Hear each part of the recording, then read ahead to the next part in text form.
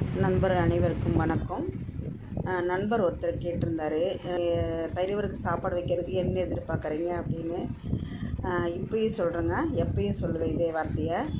நான் எந்த உதவியும் யாருக்கிட்டையும் எதிர்பார்த்து நான் இந்த வேலையை செய்கிறது இல்லைங்க. என்னோடய மன திருப்திக்கு எனக்கு ரொம்ப பிடிக்குங்கிறதுக்காக நான் இந்த வாயில்லா ஜீவனுக்கு உதவி பண்ணிகிட்ருக்கேன்.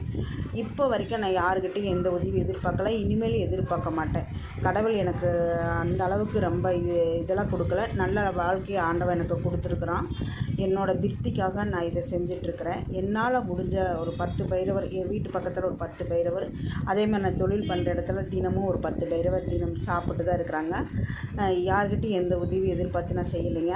என்னோடய இதில் தான் நான் செஞ்சிட்ருக்கேன். இனிமேல் நான் யார்கிட்டையும் எதுவும் எதிர்பார்க்க மாட்டேன். நீங்களும் இதை பார்க்குற முடிஞ்சால் உங்களால் முடிஞ்ச ஒரு 2 பேர்த்துக்கு சாப்பாடு வைங்க, அதுவே போதுமானதுங்க. நன்றி, வணக்கம். ஓம் குரு.